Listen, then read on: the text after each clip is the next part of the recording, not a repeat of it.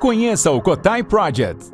O Cotai Project pretende desenvolver um ecossistema financeiro global que dará 100% de anonimato, liberdade geográfica e financeira para todos os usuários de criptomoedas do mundo. O ecossistema consiste em uma corretora de criptomoedas, um banco digital internacional e um gateway de pagamento em cripto. Tudo isso dentro da Cotai Wallet. Não perca essa oportunidade e acesse o nosso site. Link na descrição do vídeo. Vamos trazer tudo aqui, algumas questões para essa roda de conversa. O que acontece? No primeiro, quando a gente está falando de uma investigação policial, a investigação policial precisa correr sob completo sigilo. Por quê? Porque o sigilo é importantíssimo, inclusive para preservação, enfim, de estruturas, né, do que você está investigando, quem são os investigados, porque naquele primeiro momento, a polícia ela vai abrir muitas linhas. E tá certo, ela tem que fazer isso. Depois ela vai fechando, essa linha não tem cabimento, ela não se confirma. Mas quando a gente começa a jogar tudo isso para a mídia, a gente começa, inclusive, a acabar com a reputação de muitas pessoas. Porque ele é investigado, mas não significa que ele é o autor daquele determinado crime. Ele é investigado porque a polícia tem que investigar todo mundo mesmo. Principalmente quando você não tem ninguém que está assumindo a autoria daquele crime. Ou não achou ninguém ali em flagrante. Então, ela está fazendo o trabalho correto, sim, de investigação. Mas quando a gente começa a jogar muitas informações para fora, por conta, né, às vezes do engajamento só, né, do imediatismo, a gente também está atrapalhando. Isso eu digo no papel aqui, não só da imprensa, mas das redes sociais. O que acontece? A primeira grande coisa que chegou, assim, foi aventada na mídia, eu até dei um pulo, até falei com a Alessandra, porque foi dito que aquilo seria um crime praticado por uma organização criminosa. Eu falei, mas isso saiu da onde? Ah, não, porque ela apareceu com a cabeça raspada, isso é um sinal de tribunal do crime. E aí eu acho que a primeira coisa que a gente tem que chegar aqui para elucidar, a Alessandra tem muita experiência em tribunal do júri, já participou, é uma grande estudiosa, inclusive, de casos que envolvem facção criminosa. Sim. Então, eu vou pedir para ela explicar se isso se sustenta. Sim. Carla, bom, vamos lá. A primeira observação que a gente tem que levar em consideração quando a gente fala de envolvimento do crime, de organização criminosa nesse crime, é o estado que nós estamos da federação. Então, nós temos dezenas de facções criminosas 88. Pelo Brasil. São 88 facções criminosas só no Brasil. Porque, no caso que a gente está comentando aqui, o caso da menina Vitória, a primeira hipótese de que foi o crime organizado foi o PCC, em razão do PCC ser a maior facção do Brasil aqui no estado de São Paulo. E hoje do Brasil. É a grande facção, PCC e Comando Vermelho. Isso aí todo mundo sabe, ok? Então, essa é a primeira observação. Peraí, se foi organização criminosa, a gente tem que levar em consideração o perfil dessa organização criminosa. Cada facção tem as suas normas internas. O crime, ele é organizado. O estatuto do PCC existe. O estatuto do PCC veda isso, Júnior.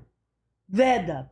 O Comando Vermelho ainda permite tribunal do crime com menor de idade, lá no Rio de Janeiro. Há, sim, tribunal do crime com menor dentro da facção Comando Vermelho. Mas como a gente está falando aqui de Cajamar, que é uma comarca do estado de São Paulo, município do estado de São Paulo, a primeira especulação, deve ter sido o PCC. Tudo foi o PCC. Qualquer crime que acontece, fala, cara. Não, porque assim, antigamente era pacto satânico. O crime que era mal investigado é pacto satânico, Exato. Agora tudo é PCC. Gente, não sabe? Isso mas, não assim, é verdade. Mas assim, por que cortariam um cabelo, raspariam a cabeça? Pra confundir a polícia? Não, é porque assim, de fato, algumas sanções, algumas penalizações dentro do crime organizado envolvem, por exemplo, espancamento, corte de cabelo. Esse é o tipo de punição por você descumprir determinada norma daquela facção. Mas no caso aqui, pode falar que eu estou defendendo o PCC, sem problema nenhum, mas de fato tem que defender aqui o PCC, porque no estatuto do PCC, Carla e Júnior, é proibido Tribunal do Crime com menor de idade. Então, não tem como, vamos dizer assim, alguém ter levado a vitória para as ideias. Isso aí tá fora de cogitação, pelo menos em relação à facção denominada Primeiro Comando da Capital. Não é que ela tá defendendo, né? Ela tá brincando aqui. Porque, assim, a Alessandra é uma grande estudiosa. Então, quando você estuda como é que o crime organizado ele vai se ambientar dentro de cada situação, a gente entende que isso não cabe. Sim. Mas o que acontece? Hoje, tudo aqui, né? A gente que mora em São Paulo, para as pessoas que são de São Paulo, tudo e qualquer coisa agora virou é o PCC. Aqui é o PCC. E assim, isso é verdade? Não é. Então é o seguinte, precisamos de investigação. Não, mas acontece, sim, tá? E se for, eles vão, né, ter que responder isso ali perante a justiça. Sim. Não, mas por mais que os haters aqui comentem, o pessoal que tá ao vivo, eu não estou aqui defendendo nenhuma organização criminosa. É só uma forma ilustrativa de dizer que, para mim, no caso Menina Vitória, eu descarto completamente a hipótese de envolvimento com crime organizado do Primeiro Comando da Capital, porque o seu próprio estatuto, as normas de quem pertence a essa organização não permitem Tribunal do Crime com menor. O pessoal entendeu. Mas a questão é, por que então rasparam a cabeça? Por que então tortura? E no caso, já que o crime não foi praticado por uma pessoa só, quem estaria ajudando? Uma das suspeitas que a polícia, um dos suspeitos da polícia seria o ex do ex, né? O tal do Daniel, que é a hipótese, nós não temos ainda elementos concretos para afirmar isso aqui ao vivo, que causou... mas pode sim esse rapaz que é apaixonado por esse ex da Vitória tenha por vingança, por ciúmes, por ódio, né? Porque o amor da vida dele não quer ficar com ele, que é homem, e sim quer voltar, porque eles tinham separado ali o Gustavo, né? Então eles estavam ali conversando, marcando encontro novamente. Ele estava Gustavo, pelo que nós aprendemos a verificar dos depoimentos colhidos até agora, ele estava se reaproximando de Vitória. Isso é uma hipótese de que o tal do Daniel não gostou. Então, se foi o Daniel, se seria essa motivação, é uma grande possibilidade a gente analisar, sim, essa motivação, porque tem ciúmes, tem amor, tem ódio, e esse crime bárbaro, a forma que a Vitória ela é assassinada, demonstra muita raiva, demonstra vingança. Ali tem muita crueldade, é uma assinatura de muita crueldade. De novo, o cabelo é algo muito importante para uma mulher. Ponto. Nós não sabemos ainda qual foi o processo de tortura psicológica que essa menina passou. Antes mesmo, né, de passar pela tortura física, pela violência toda que ela passou, essa menina passou por uma grande violência psicológica. A retirada do seu cabelo é uma violência muito grande. Sabe qual é todo o problema? É que você ainda nós não temos ainda a real motivação. E eu te digo, tá correto. Tem 5 dias que esse corpo foi encontrado. Tem 5 dias que essa vítima foi achada. Não é fácil você descobrir qual é a motivação. Por que alguém faria mal para a Vitória? Se ela não tem antecedentes, era uma menina boa, as pessoas só faziam elogios à Vitória, ela tinha um comportamento que não tinha nada de inadequado, ou seja, ela não oferecia risco nem perigo para ninguém.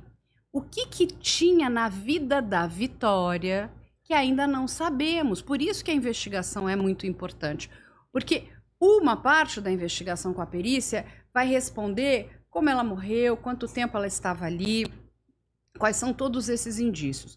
A outra parte vai responder a motivação desse crime. O que leva uma pessoa a fazer tamanha brutalidade com uma mocinha como ela. Ou pior, o que leva outras pessoas a contribuir para que essa pessoa chegue ao seu intuito? Porque, pelo que a polícia apresenta até agora nessa investigação, esse crime não foi cometido por uma pessoa só. Não. Então, assim, para além da vingança, para além dos ciúmes, para além do ódio que tenha motivado esse crime, o que motiva as pessoas que participaram em coautoria?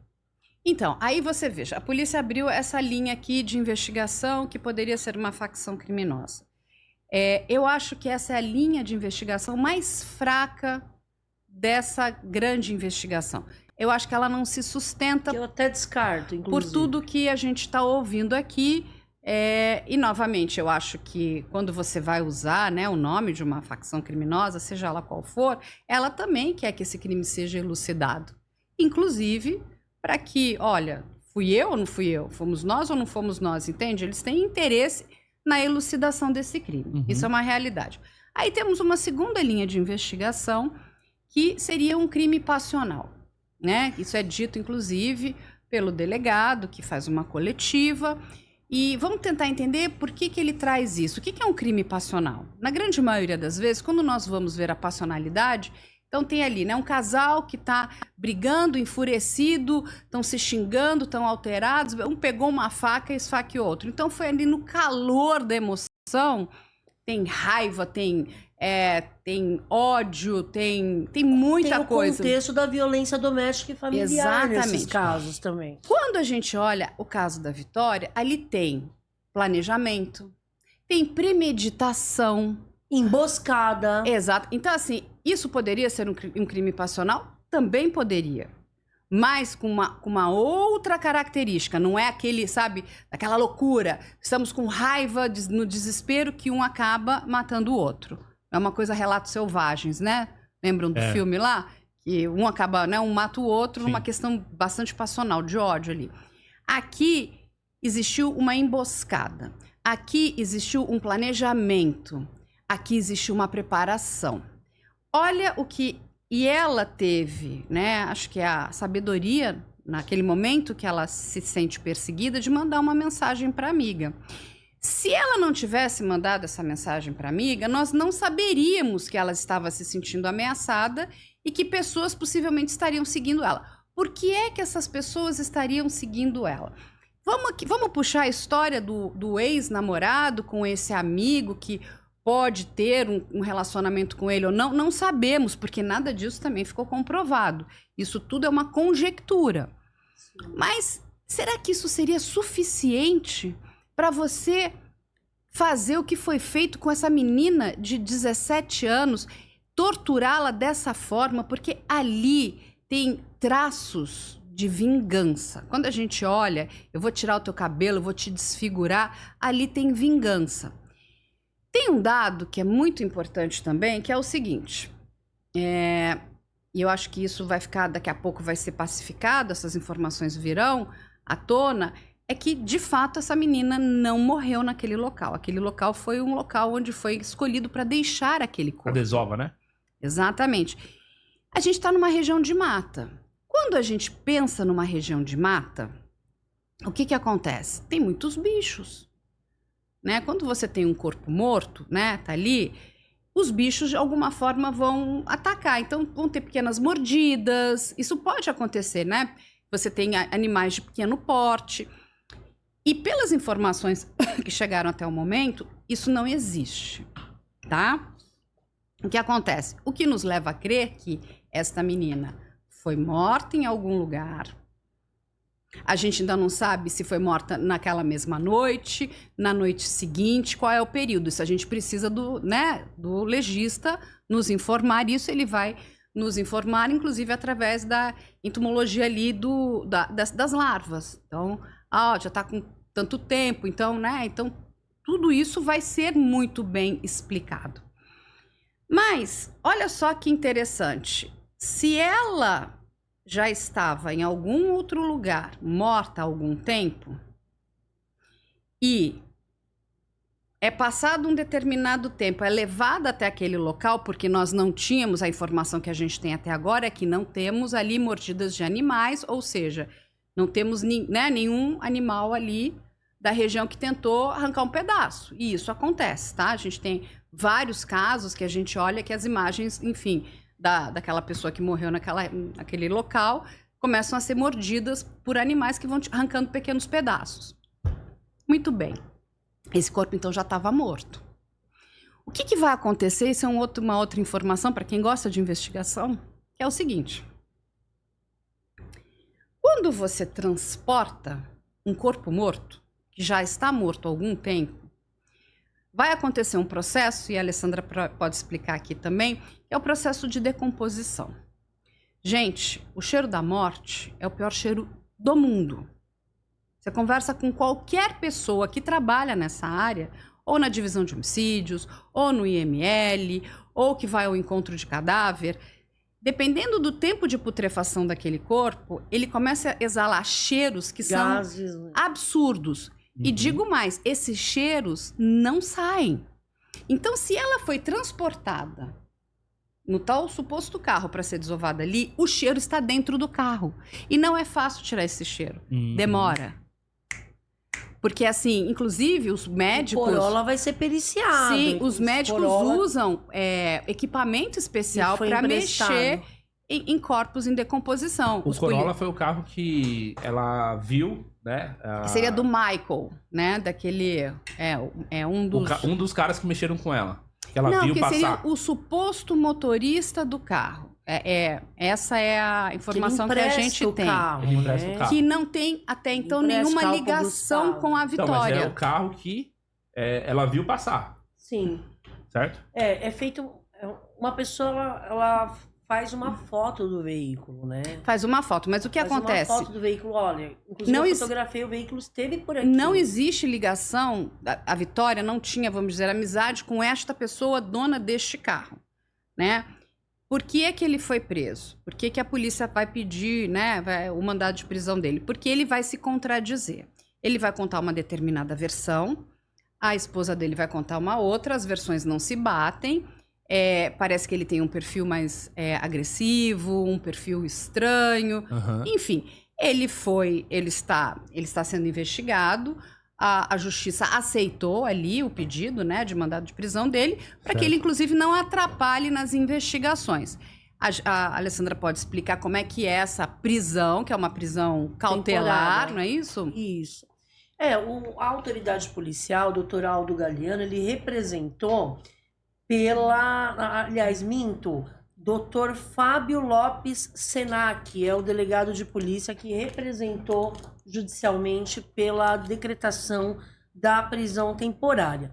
A prisão temporária é uma das prisões previstas no nosso Código de Processo Penal que tem como principal objetivo justamente para que a polícia possa fazer o seu trabalho sem interferência daquela pessoa que está sendo suspeita de um delito. Então, o Daniel e o Michael, hoje, eles estão com prisão temporária decretada. Isso não significa que eles são autores desse delito. Eles estão figurando nesse inquérito policial como suspeitos. Estão foragidos. O Michael foi encontrado e foi preso. Não, sim. Ficaram foragidos. Não teve apresentação, o que eu quis dizer, Carla, é que não teve apresentação espontânea. Como, por exemplo, o Gustavo. Assim que ocorreu a mera suspeita de que poderia ter ocorrido algum delito, o Gustavo, imediatamente, ele se apresentou à autoridade policial para contribuir, para prestar esclarecimentos relacionados ao desaparecimento da Vitória, o ex-namorado. Então, talvez isso foi muito criticado quando o juiz negou o pedido de prisão preventiva do Gustavo, mas eu entendo que, judicialmente falando, né, juridicamente falando, a decisão foi acertada. Porque a partir do momento que ele, espontaneamente, ele se apresenta à autoridade policial e fala, olha, eu também tenho interesse, eu também quero saber, eu quero contribuir com a investigação, por que vai pedir a prisão de uma pessoa que está colaborando com a justiça? Então, de fato, não há aplicação da lei penal, conveniência da instrução processual, não há nenhum requisito do artigo 312 para decretar a prisão preventiva do Gustavo. acertadamente a decisão que manteve ele aguardando o desfecho desse inquérito policial em liberdade.